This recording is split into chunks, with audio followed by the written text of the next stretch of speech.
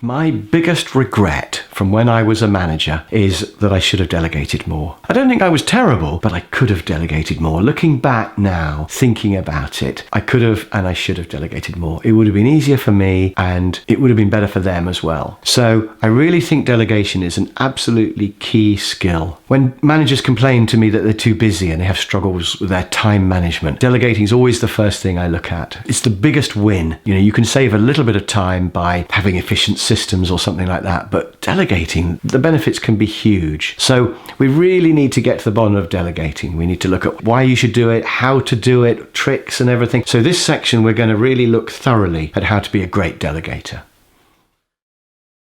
So the inspirational leader understands the advantages of delegation. Delegation isn't just something you have to do when you're too busy or something that you're supposed to do but you don't want to do. There are massive advantages of delegation. And when you start thinking about it, there are actually more than you realize. So first of all, if you delegate something to somebody else, it's probably going to be a challenge for them. Even though it's at the bottom of your pile of work, perhaps, when it goes across to them, it might be at the top of their pile of work in terms of difficulty. So for you, it's easy, but for them, it might be quite difficult. So it's probably going to be a challenge for them, and that's good because it feels good for them to achieve it. Another advantage is growth, because they're learning all the time and their column of work, or whatever you want to call it, is moving ever upwards. So they get to grow and it frees up more time for you so that you can then grow as well. And you might have to coach them and help them a little bit, but that's all part of the process of growing the people who work for you. And in fact, it might prevent them leaving, because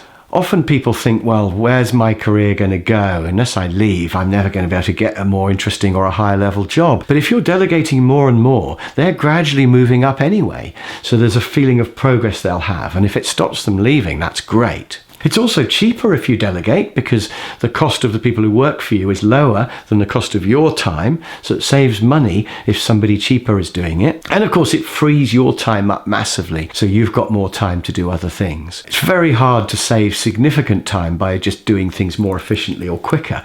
But you can save a lot of time by delegating. Imagine if you've got 10 people who work for you and you give them each one more hour a week of work to do. You've saved 10 hours a week. That's a quarter of your working week has been saved. And 10 hours a week, if you do the math, is an extra 10 weeks a year of time that you could get just by giving each person one more hour. So delegating can have a huge effect on the amount of time you have, and that gives you time to think and plan and improve systems and all the things that you're supposed to be doing. And also, if you delegate, it might be a task that you don't particularly love, but they might enjoy it more than you do. The world is a strange place and people are strange, and quite often there's somebody who loves doing something that you hate. So you might hate filing, there might be somebody who loves filing. Or you might hate going to see customers, there might be people who love going to see customers. So delegation can mean that they enjoy the task more than you do, and they might even do it better than you. Perhaps because they enjoy it, perhaps because it's at the top of their column of difficulty. Whatever the reason is, they might well do it better than you. Now, you might think, well, I don't want that. I want to be the expert. But of course, that's not a sensible thing to think, is it? You want all of your team to be doing a really great job, because that reflects on you as well. And I find if I delegate something and they do it really well, it feels good. It feels good to see it. It's nice to know the job's being done really well, but it's also nice to see the person succeeding at it. So I want to give you a very quick story about this. So I worked in a company where we were making sheets of plastic, and they used to be rolled up on these cores. It's like a sort of massive toilet roll, if you could imagine it. So the cardboard core was like that diameter, and it was like really, really long.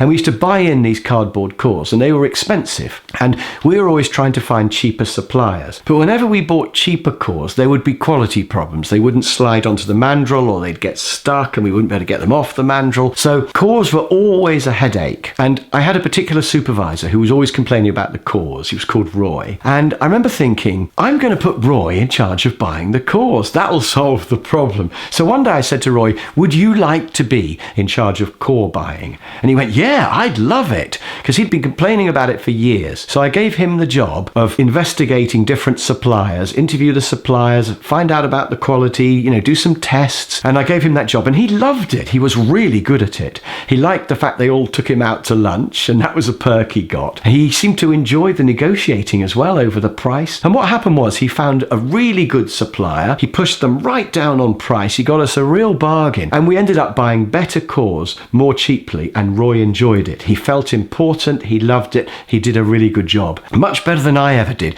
Because for me, it was just a pain. It was at the bottom of my pile of work. But for him, it was the top, and he loved it. Try delegating. You never know. You might be really impressed by what happens. They might do it better than you, and they might love it. So I just want you to think now, what could you be better at delegating? What are the things that you don't like letting go of? What are the jobs that you think only you can do? And see if you can think of one more thing that you could delegate.